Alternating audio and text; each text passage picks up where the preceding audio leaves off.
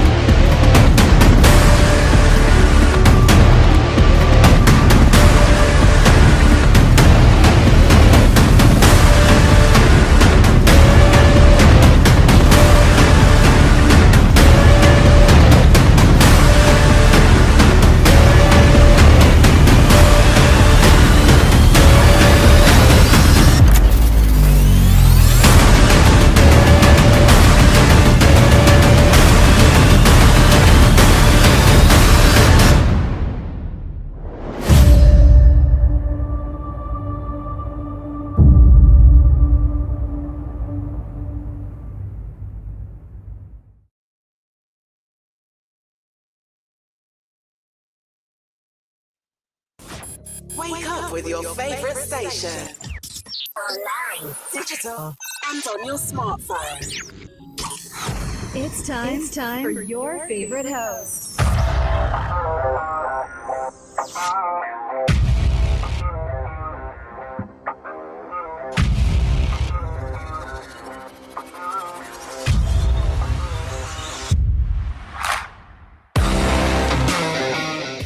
Hey, welcome to the Animal Expedition Files. I am your host, The Animal. Thank you so much for joining me on Animal Expedition Files. It's been a minute. Hey, how's everything? Sorry, can't talk today. Still on that stupid cold, but we're going to get through this today. We're going to have a lot of fun. We have an amazing guest that's waiting in the back room. But yeah, please like and subscribe on Animal Expedition Files. If you haven't checked out, we're also on YouTube and Spotify and Dark Realm TV, $4.99, only on Roku and Fire Stick TV. And also my special guest is also on Dark Realm TV, so you don't want to miss out. So it'll be like having a family member on the show tonight. So you don't want to miss out. We have a lot of cool stuff going on today. Tonight. Some breaking news we got going on here. We talk about conspiracy theories and some news that goes on in this world. There's another airplane that didn't crash but caught on fire. American Airlines. Check this out.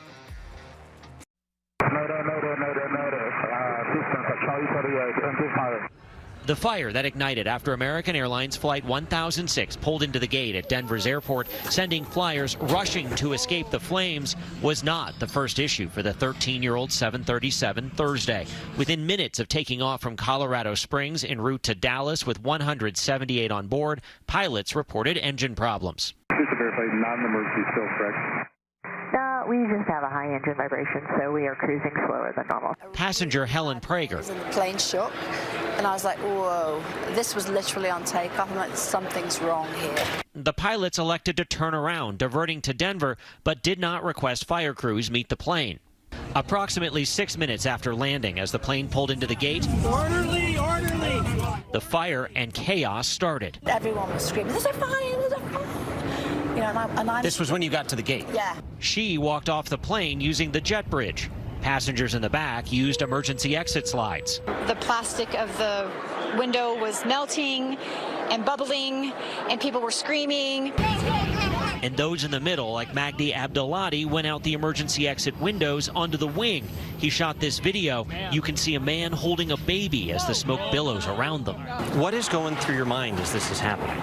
I'm thinking it could explode anytime. I don't know. I've never been in a situation like that, and you don't know what to do. The big question now, what went wrong here? 2 NTSB investigators have arrived in Denver and are working to answer that very question. American Airlines is praising its crew, airport crews, and first responders for getting everyone to safety so quickly. The 12 people who suffered minor injuries are all out of the hospital tonight. Okay, Chris Van Cleve, thanks so much.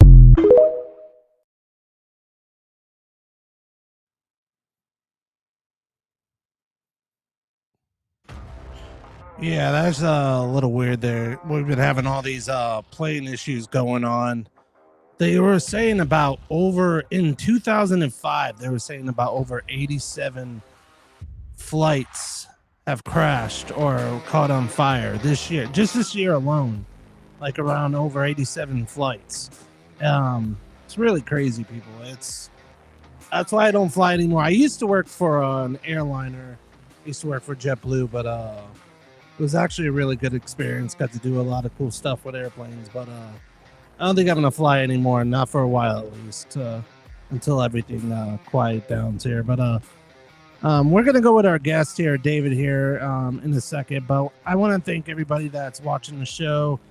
Hey, Jessica, I see you there. Hey, Stacy. Hey, Ghost Girl, how's it going? But yeah, if you have any comments for our guest, please, we'd love to hear from you. But we're going to bring on our guest here, David Glidden. I know I spelled it a little wrong on the poster here, but we're going to get David here on, and we're going to have some fun. So let's get him on. What's up, brother? I had to unmute my mic real quick. Hey, thanks for having me on, man. Appreciate it. No worries, man. How you doing? I'm doing good. Just been running around, working my tail off. Try not to stay exhausted, but I think that's how everybody is right now. Oh man, it's been so crazy busy. It's like you can't stop. So like you have to work nonstop, and then take care of family, and then work again, and like never sleep. And on top of that, I don't know if anybody else has felt this, but over the last couple of weeks, to me, it feels like there's been this change. Something shifted in the energy, the whatever you want to call it. Something's different, and it's a different feeling. So yeah, trying to get over that a little hump. But outside of that, man, everything's been good. Yeah, it's I don't know.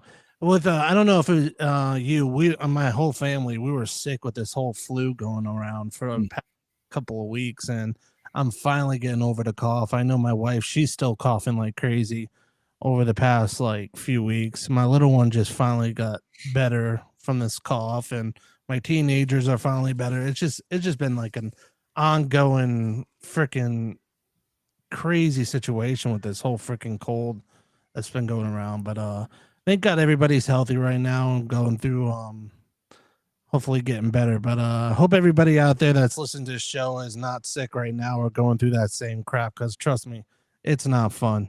No. But I do see you wearing a Dark Realm TV. I do commend you for wearing that. That's awesome, man. Welcome to the family. Dark Realm TV, those guys are amazing. I'm gonna have those guys on pretty soon, hopefully, once they stop being busy. I've known Jay Lynch and Jason for quite some time now, and I've had dealings with other if you want to call them networks, or I don't know, streaming services, streaming platforms, and things of that nature. But just the fact that I knew these guys from, Jay, I think I've known him for over 10 years, and Jason for probably about another 7 or so. But I know those guys. I know where their heart and their head is, and so I'm happy to help them get content, get to growing, and support them any way I can. That's awesome. Yeah, Jason's actually coming to Florida here pretty soon. I think in April. They're filming a horror movie, but I won't go too further into it. But a lot of good stuff. I did see a couple tidbits that they had and stuff like that. But they're working on some amazing stuff right now. Especially the horror movie that's going to be released hopefully soon. But yeah, it's good stuff. But anyways, man, I just want to. Usually when we start off, I usually ask a lot of my guests like where you come from and how did you get into this journey. My journey, I don't think it's like anybody else's. You know, most people in the paranormal, their journey stems from some kind of experience or something like that. Mine was more out of morbid curiosity, I guess. Um, so right now I hail from Missouri, but growing up, I'm the youngest of five boys, so the youngest always got his. I don't know if we can cuss on here or not, but Yeah, we can. okay. Ass kicked, beat up by my older brothers, and they always would scare me, and you know, they did older brother things. By the time I was 6, man, I was watching like the Faces of Death movies. Oh wow. I don't know if you're like if anybody else is familiar with that, but that's not something a 6-year-old should be watching. Nope. But I was. Um, got into Night of the Living Dead. I was into the macabre, and my family has always been open to like ghost stories and Bigfoot and UFOs and things like that. So that's just always been a norm for me and my family. And so growing up, by the time I got to age 16, one of my older brothers passed away in a car accident. And it wasn't long after that I had this dream. It was a really vivid dream, and basically he like came and it was like a Christmas setting, and his kids were there and everything, and he shows up, knocks on the door, I open it up, and it's him, and I'm like, holy crap. And we just start having this conversation, and finding out like, are you okay, and all that stuff. And it was just so real. I ended up waking up from it just bawling. Never had a dream that real. And it stuck with me. It stuck with me for years. And fast forward sometime, I don't know if you remember the movie White Noise. Yep. That had come out, and my mom actually bought probably one of the first digital recorders, and she used to use it and go outside, take pictures and stuff like that, just because of what she's seen off the movie and everything. And so we had that stuff laying around, and then Ghost Hunters came out, and it was probably sometime after the first season. I was watching it with a friend of mine at his house, and we're like, I wonder if there's really anything to this. Yeah. So we found out, like, from his fiance, she grew up in the area. So we're like, well, is there any, haunted places that people would talk about in town or anything? And yeah. So she's pointed us to the cemetery. So me, my buddy Mike, his fiance, and his sister, we all went to the cemetery. And of course, we're out there for about 45 minutes, creeping ourselves out. You see the headlights on tombstones, reflecting light, all that. And it was just creepy. So we're like, okay, let's just get out of here. So we get in my car, we're driving out, and Mike says, hey, stop for a second. I just want to take one more look in. And so I did stop the car. I started going through the center console, just trying to, I don't remember what I was trying to find, but I was digging through the center console. And all of a sudden, Mike and all the girls in the back, they just start screaming. Mike, he's 6'4" and like 250, and I'm not that big. I'm like 5'9", 5'10" at best, depending on what shoes. But so when he starts freaking out, like instantly, I'm like, man, what if something's scaring him? It'll definitely kill me. So he's yelling at me, Dave, drive. So I threw the car in gear and we sped out of there, and we're driving home, and I'm like, man, what the hell did you guys see? And they started describing, while I was digging through the console, they saw this basketball sized ball of light. It was bluish in hue, kind of smoky, and it was coming towards the car. Yeah. And I was pissed because I didn't see it. So I'm talking to Mike. I'm like, hey, we got to come back out here tomorrow night. And of course, the girls didn't want to come. And Mike's like, absolutely, let's go. So the next night we go out, and it was probably 30 minutes in. I witnessed this yellow ball of light that showed up about 20 yards to the left of us. It danced around. It was there for about 10 to 20 seconds and collapsed on itself and showed up 40 yards in front of us, stayed there for about 30 seconds and then collapsed on itself. And then we never saw it again. And I did get a picture of it, but I'm not an orb person. Yeah. I never really have been, but I was able to witness this with my own eyes, so it made me curious. And I went home. Mike and I we started doing some research locally about haunted places and things like that. And I came into contact with a guy who lived in a town north of me, and we met up with him. He took us to a place he had been investigating, and we had some experiences. And over the next couple days from there, we were like, well, we got to start a team. Let's see if we can figure out what some of this stuff is and why it is. And so we started up a team called the Paranormal Investigators of Southwest Missouri, and that was back in 2006. And been investigating ever since. Group split up about 2011. Mike left because he found religion, and also he wanted to kind of take care of his family. Gene, the guy that we met up in the town north of us, he ended up leaving because of an experience he had where he got put through a chair during a public investigation. So, and he's never investigated since. That happened, 2010.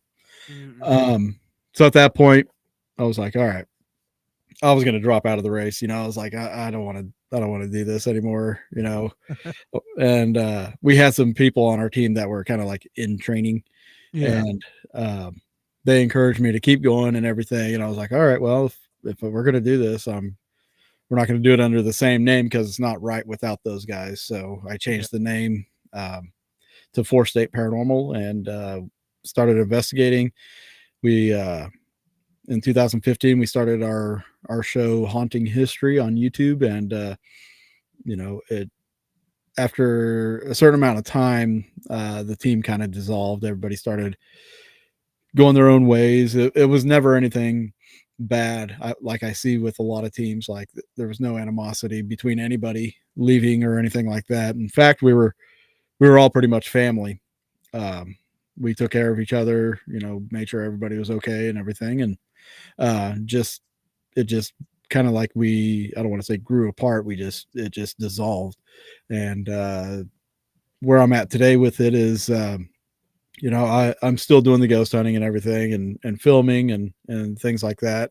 My tech manager, he's recently kind of stopped because he's taking care of his grandkids. So, I'm flying solo now, and I went ahead and started a new YouTube channel to follow my endeavors. And if people want to check it out, it's Ghosted on YouTube. It's Ghost-ED.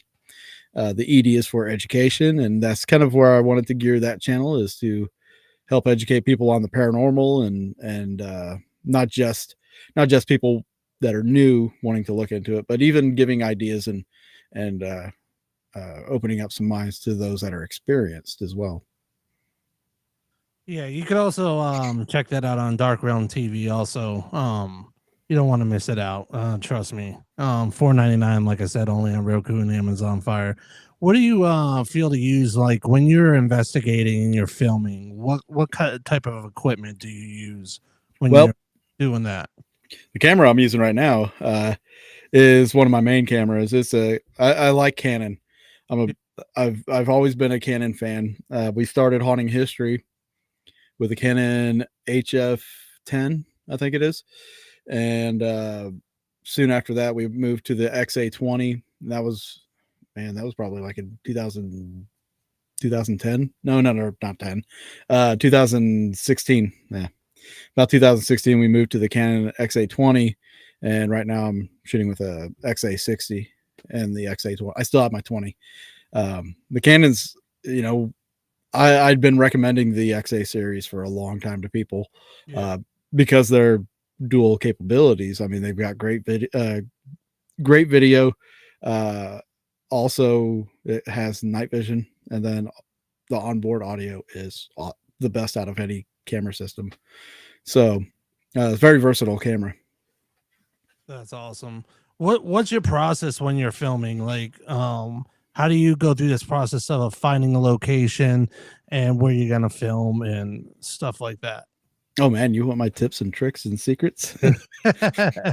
That's actually kind of a video series that I've touched on haunting history. I started a long time ago putting some tips up there, but on Ghosted's YouTube channel, there's going to be tip videos and stuff like that. So this will be kind of included in it. My process really it's evolved over the years as the paranormal's become more mainstream.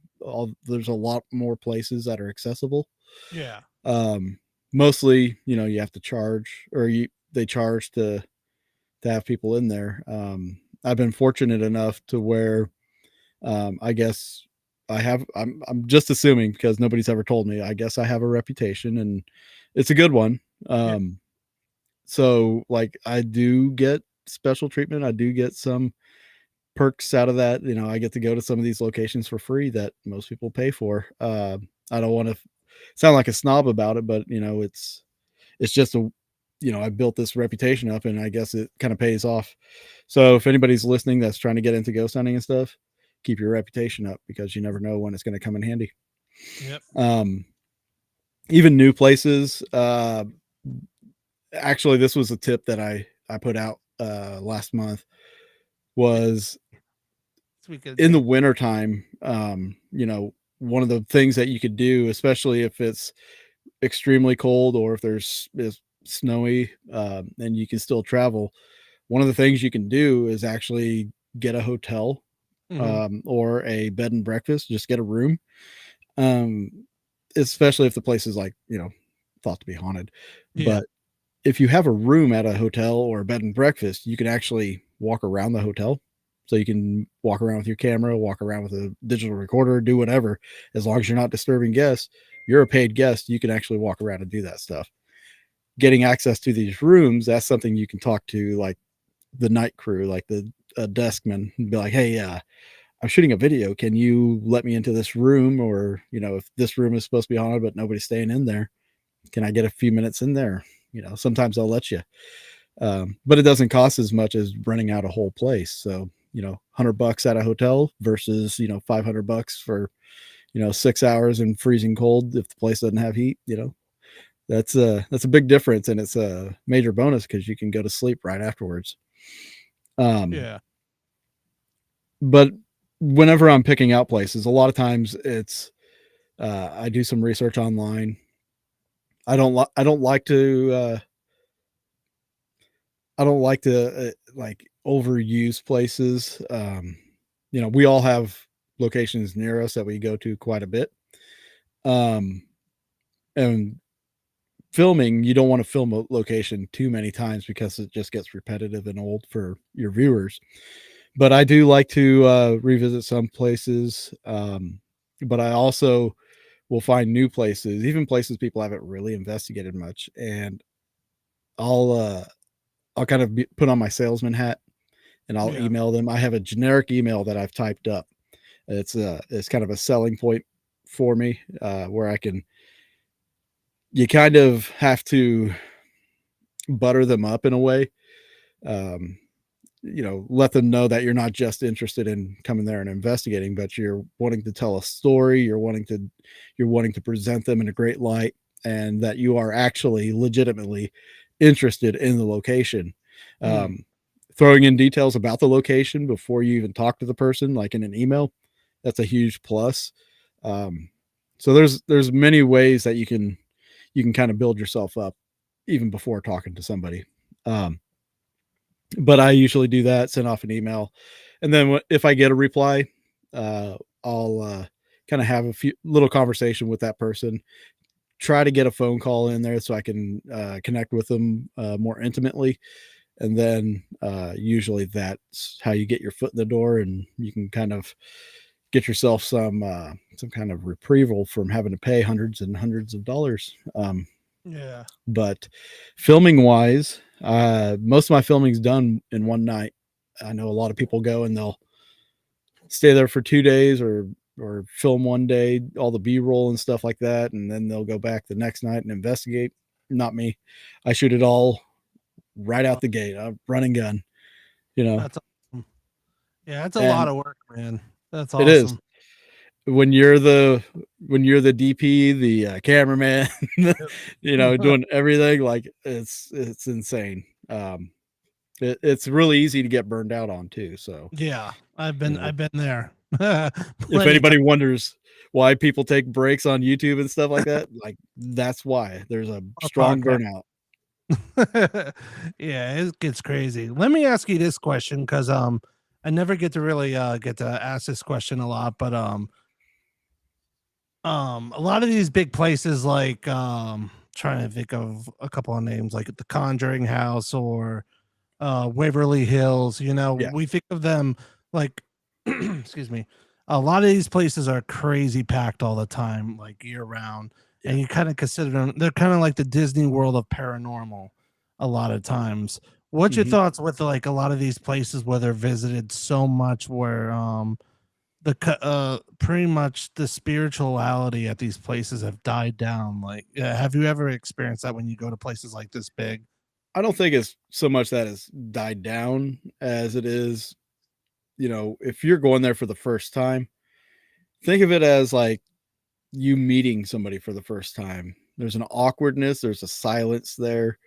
I'm a firm believer in the fact of, like, if you go to a place often, you Yeah. build a rapport, you build a relationship with not only that place, but if there's entities there, you tend to build up a relationship with them, and you start experiencing more and more the more you go. Yeah. Not only is it with a relationship with the entity, but also the location, because with the locations and you go in there, you start learning the nuances. Well, this area makes this sound when the wind is blowing, and this is doing this. So you have that awareness.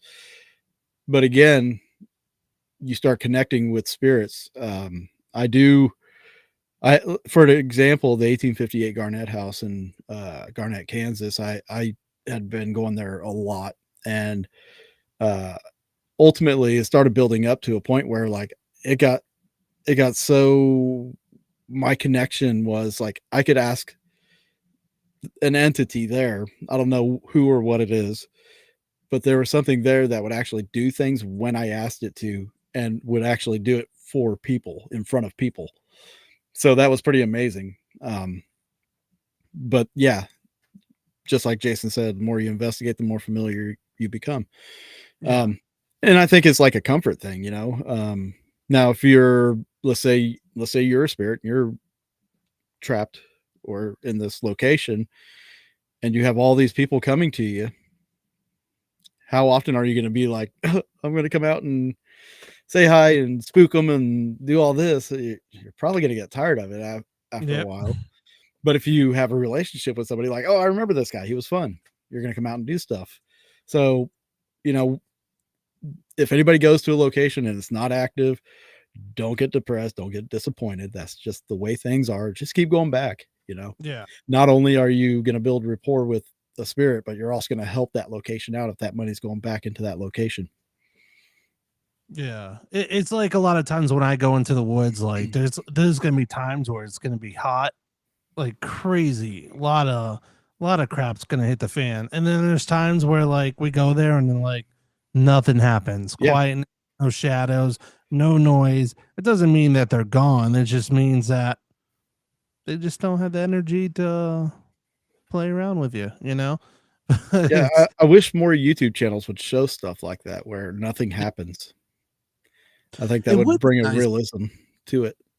Because if you think about it, you watch these shows that happen all the time. It's always stuff that like, oh, look at that move. Oh, it's nothing of like just like the realness of the paranormal. Because a lot of these shows don't show the realness of the Mhm. paranormal. They show the hype. The like, oh my gosh, it's a demon. Oh my god, you know. Yeah. Oh, that If time hair.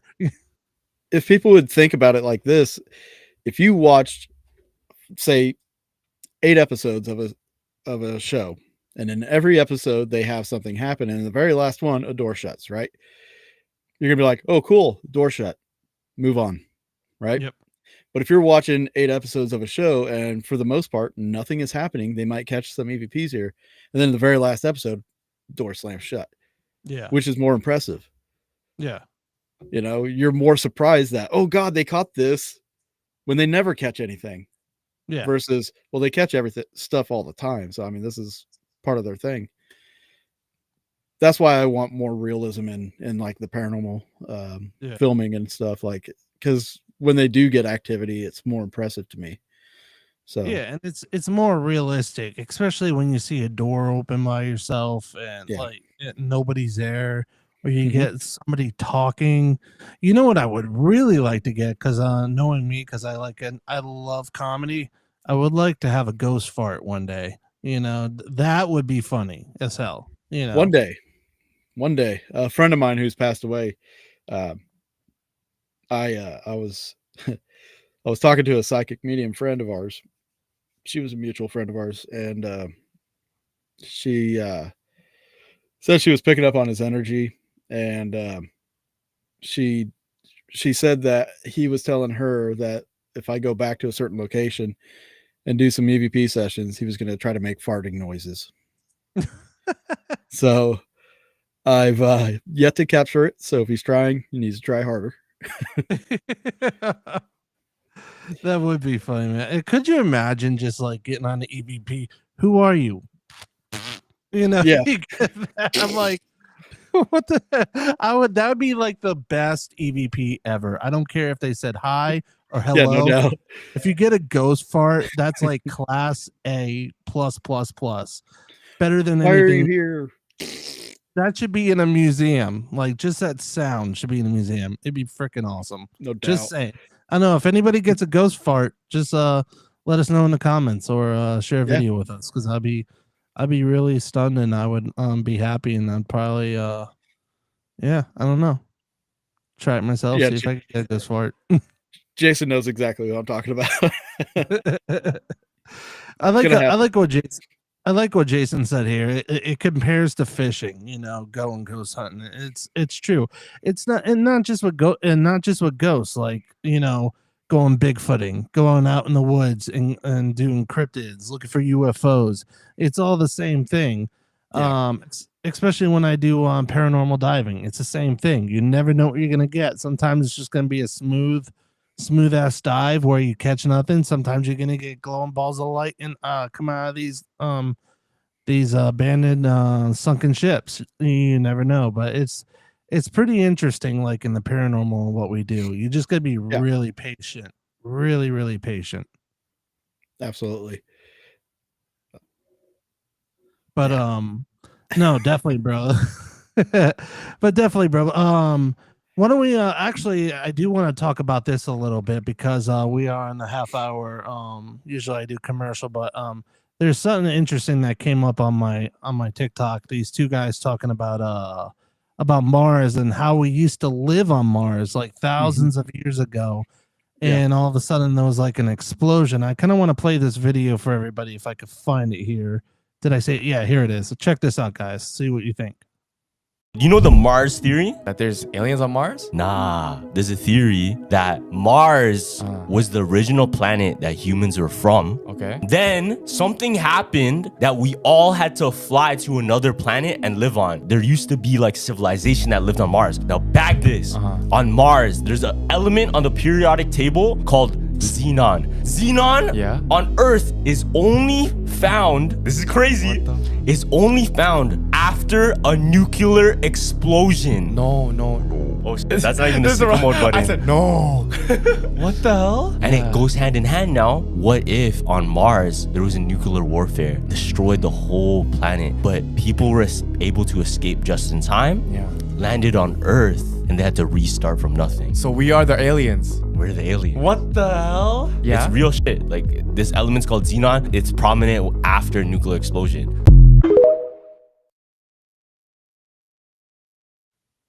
I don't know. These guys talk really smart every time I listen to these guys. It's pretty fun. Listen to these guys, but I don't know. The whole Mars theory, it's very weird, because it does sound believable, you know. I really believe maybe we did live on a different planet thousands of years ago, and all of a sudden exploded or whatever happened, and we're the aliens that came to this Earth. So maybe all these things that we're seeing up in the air, could that be something that it's just a continuous thing where, maybe their planets are exploding and they're coming here as, like we did thousands of years ago? There's that possibility, but I'm more in the realm of we've been here, but from Mars was an alien race. Yeah. With the discoveries that they found over in the Middle East, I can't think of the name of the place, but it's the oldest civilization that they've dug up, or structure city that they've dug up. But they accidentally found it, but it was buried underneath layers and layers of sand. And even with the Sphinx, they've found the catacombs underneath the Sphinx that was buried in layers and layers of sand.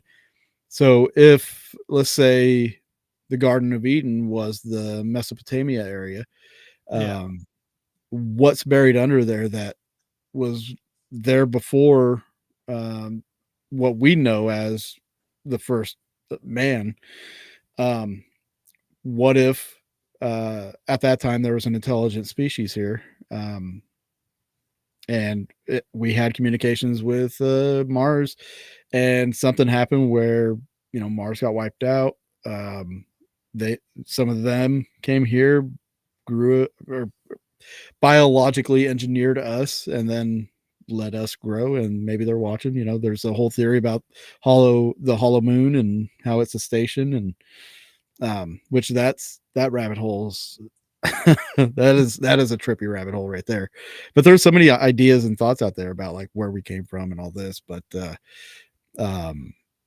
there's a whole rabbit hole with the whole Adam and Eve thing too, and it'll twist your mind. It really will. If you go, I haven't gone down that rabbit hole yet. I gotta look that up. But I know I just looked up what was it?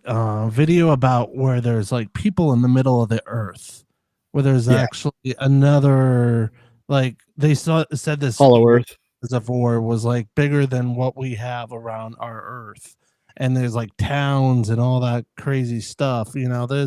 There's so much theories about what's in our own earth and what's out in the atmosphere. There's multiple universes that are next to our universe. It's really crazy what all these theories are and what's going on in this world. We live in a very crazy time right now. I do gotta say that, people, because there's so much shit out there that's going on in this world. UFOs, the drone stuff, just all these storms that are happening out of nowhere, these hurricanes, freaking 8-foot tall creatures that are roaming in people's backyards. Now there's no, oh, get this. All right. Oh, get this. All right. I don't know if anybody watched my show this past Wednesday, but there's rich people eating mermaids at mermaid parties. I don't know if you heard about this. This was like a brand new development that happened like a week ago. I don't know if you heard that, everybody, but look it up. Look at rich people having mermaid parties and eating mermaids. It's very interesting. And also there was another. It'll get darker and deeper than that if you look at the pizza parties. Oh gosh, it's nuts, man. There's also gnome sightings too. Have you heard about that? Yeah. We have the little people here in the Ozarks. Native American. It's a strong Native American lore here. Yeah, it's nuts what's going on in this world. Like, and there's fairies too. People have said they've seen fairies out there, just like the movies, man. It's like movies coming to life. Now, if I see a Chucky doll that comes to life, I'm gonna fucking scream and run away. Like, you grab the closest golf club and. Because that thing's gonna come alive. I'm gonna burn that thing to hell and make sure it gets eaten by a gator. Yeah. Real quick. Hi, Michelle. Hi, Tori. What's up? Michelle, she was on my show not too long ago. She's an amazing person. If anybody, please go follow Michelle LeBron. LeBaron. She has a lot of good stuff going on. The Vogel brothers are in there. Sleeper Mortuary. What's up? How's it going? So many, and of course, Jason. Tim Vogel, Jessica from Cryptid Tidbits. Yeah, she said she had a Chucky doll. You have a Chucky doll for me? No, I'm not gonna take it. I hate dolls, especially that picture you showed on Facebook. No, I don't do dolls. That's the one thing I won't mess with. All right, I'll mess with anything. I'll mess with gators. I'll mess with snakes. I'll mess with spiders.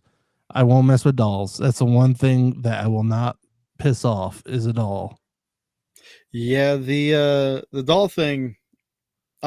So part of my, I guess, reputation is that I'm usually pretty vocal about what I dislike with the paranormal stuff, and the fact that haunted dolls are everywhere is one of my biggest pet peeves. Like if you go on Etsy and type in haunted dolls, you would crap your pants at what some of those are being listed for, and people are making up these backstories on haunted dolls, and Yeah.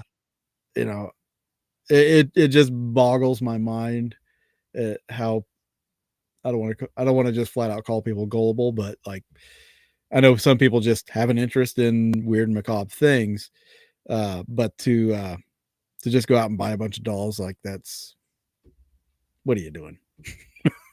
What are you doing?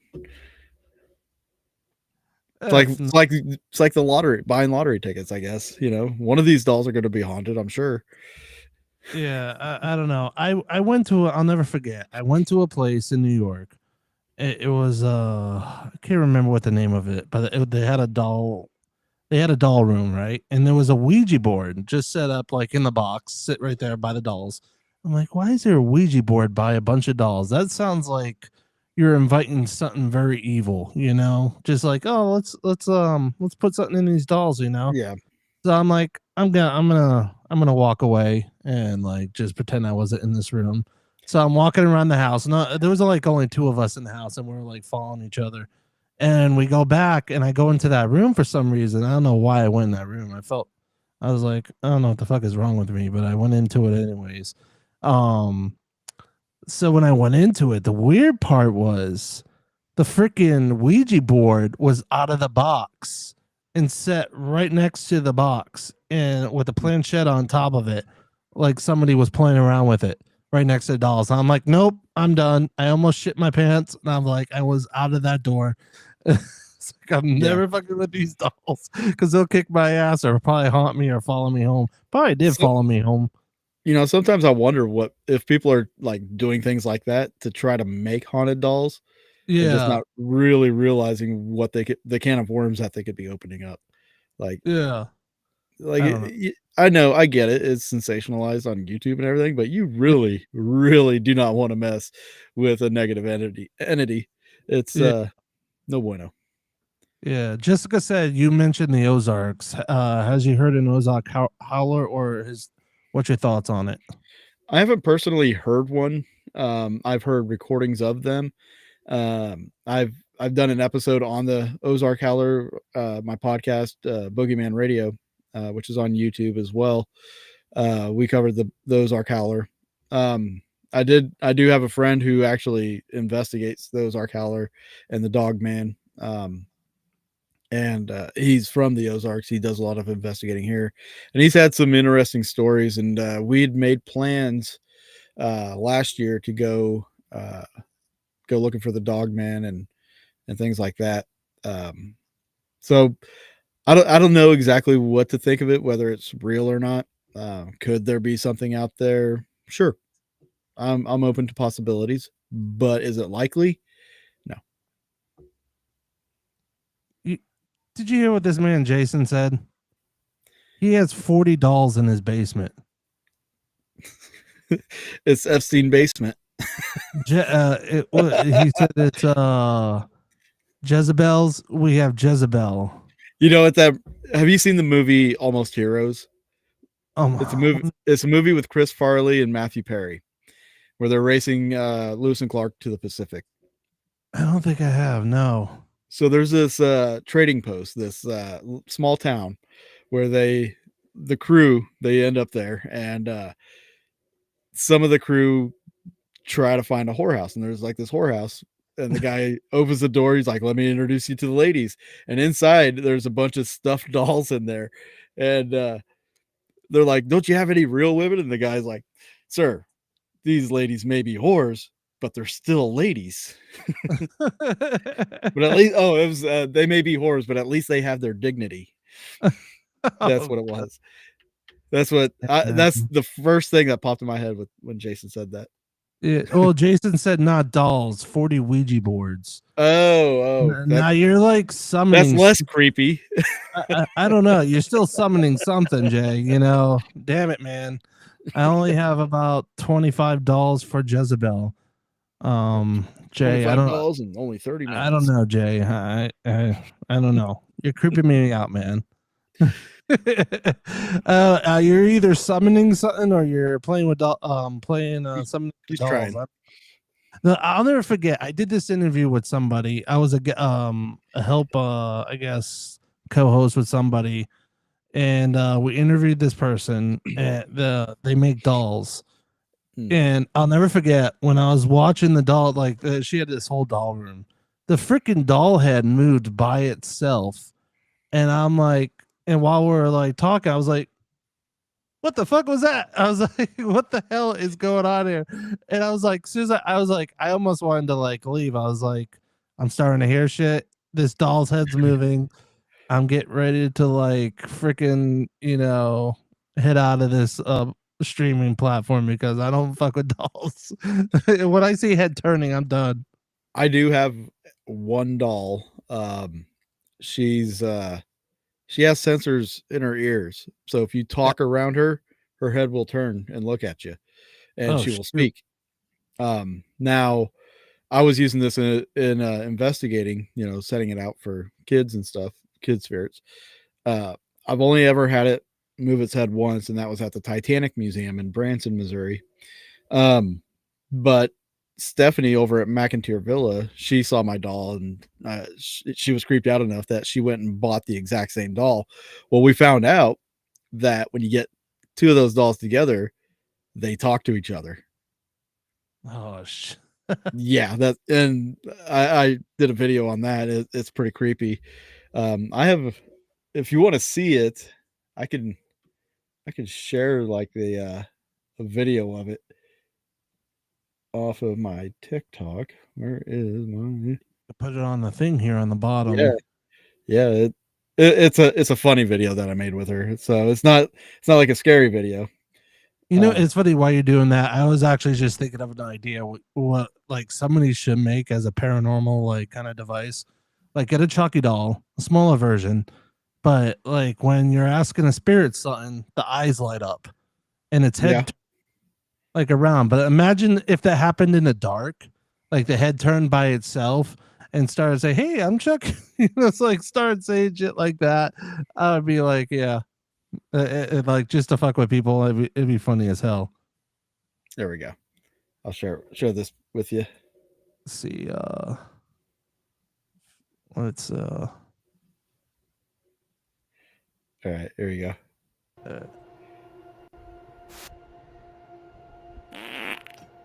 You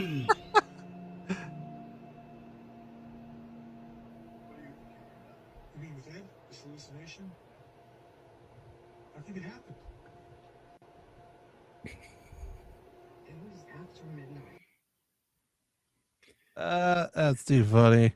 Yeah, that's what you can expect on my TikTok account. Stuff like that. Toilet humor. That's awesome. Yet on Dark Realm TV, Jay.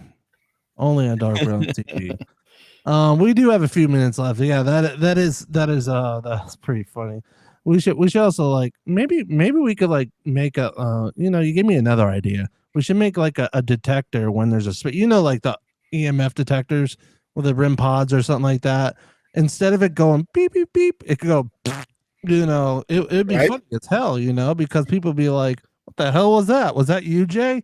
You get a 3D printer and you make the shit emoji and make it as a poop and it'll light up like with blue lights and stuff like that. And if a spirit comes by, it'll be like, it'd be funny as rope lights. So it's like walking. Yeah, that'd be great. Oh damn, man! I would. I just want to do like fun, like instead of like making serious stuff, like make funny joke ones, just like a fart one. You could like make a taco.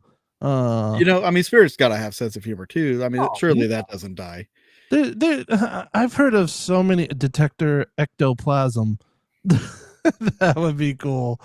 It would be like the ectoplasma just splats out at people every time a spirit comes by, Jay. You know, that'd be cool. You know, people get splattered by green goo. Just keep the UV lights off. Yeah. Just Just don't get stopped by a police officer, because if they're like asking, well, what have you been doing? And you got some green goo on you. We're like, well, we're just at a ghost hunt, officer. I'm sorry. Yeah. Yeah. You know, you never know. These things happen, but no, man. Yeah, man, there's so much cool stuff we could talk about, like so many ideas that you could do with like paranormal stuff. But Oh yeah. before we go, talk about a little bit of like places you've been to recently and where you're gonna head to next, like any cons or anything like a jizz on the chest. What, Jay? What? I was waiting for it. Sorry, my ADD just went off the route, and all of a sudden it says jizz on the chest. What the hell? Jay, Come on, Jason. damn it. Okay, this show just ended because of Jay. I'm just He's like, it's okay. It's okay. I just lost total train of thought, you know, what just Jay just said. But anyways, what was I saying? What did I say? I forgot what I even We're gonna call him Jason Jizz Chest. Jason just that's horrible, man. That's really, it, Jason. That's your new nickname. That's your new nickname, Jay. So what I've got coming up, I'm actually not doing any conferences until later this year. One of the big things that I'm doing is coming up in May.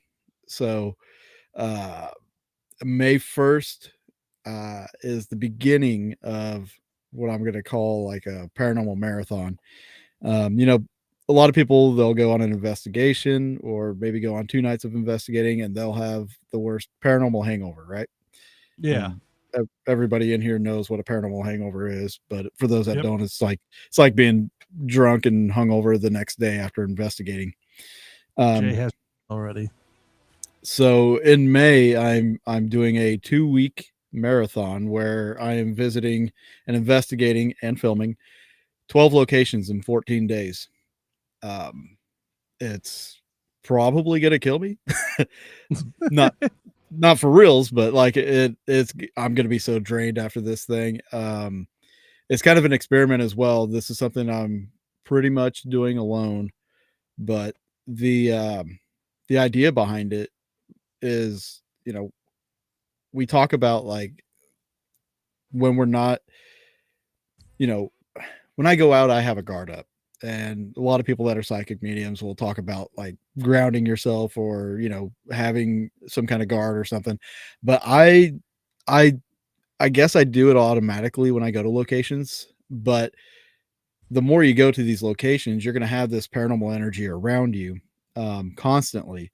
And I want to see if that's going to amplify the further into the investigating that I do throughout the 2 weeks, plus my weekend state. If there's something there that might at one of these locations that might be a negative entity, am I going to end up with an attachment? Am I going to get affected by something? Also, you know, just being in that weekend state or just being around the energy so much, will I experience more activity the more I'm investigating consistently and constantly? How many states? I'll be doing one in Missouri, and then I should be going to Indiana. Then I've got like a bunch in Ohio. Then I'm circling back around, doing one in Illinois, then Iowa, or a couple in Iowa, and then coming back down through Missouri. I'm just making this big loop. But it's going to be over like 1,200 miles of travel. It's going to be a lot. Ectoplasma. I'll have ectoplasm all over my clothes and car. Made from Jay. Jay said he's going to make T-shirts. You know, that'd be pretty funny as hell. Jason Jizz Chest. Hey, that should be a name of a character in one of your movies, Jason. Like when I see him in April, hopefully I'll see him and may pick up on your stress and sleep deprivation.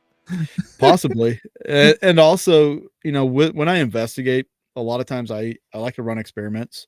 Yeah. And those experiments are going to be also interesting to monitor and see, especially when I go back over the footage and everything, to see what happens in those experiments at a weakened state and things like that. And I do a lot of like audio manipulation and sound experimentation, and it's really going to be a trip for sure. I really honestly don't know how I'm going to do it, but I'm going to do it. Yeah. No, dude, keep it going, man. Keep doing what you're doing, man. I understand like doing everything yourself. It sucks, man. But yeah. That's the only person who you can really trust is yourself and doing everything. And even though like it burns you out, just keep going, man. You're doing amazing, and I can't wait to see what you do next. And thank you everybody so much for watching this show, and thank you, Dave. Man, we had a lot of fun laughs and a lot of good talks about paranormal and yeah, a couple other things that you can read the comments later. Yeah, check it out there.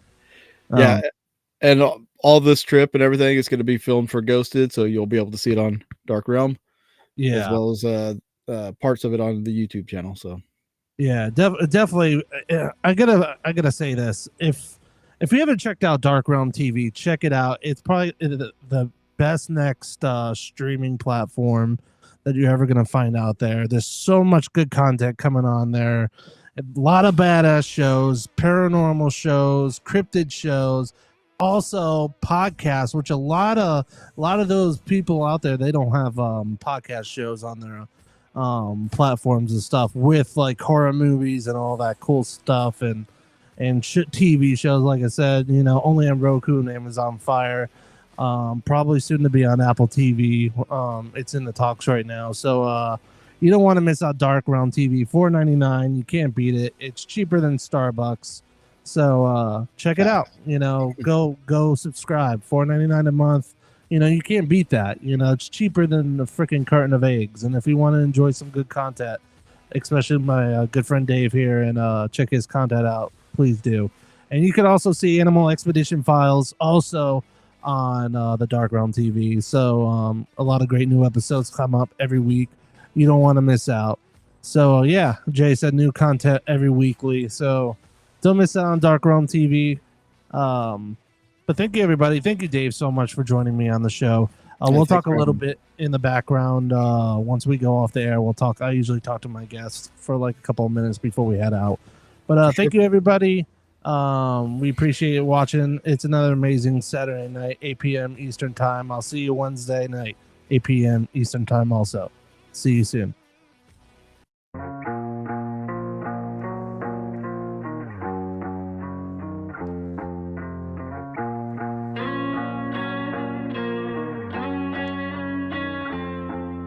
Lights on.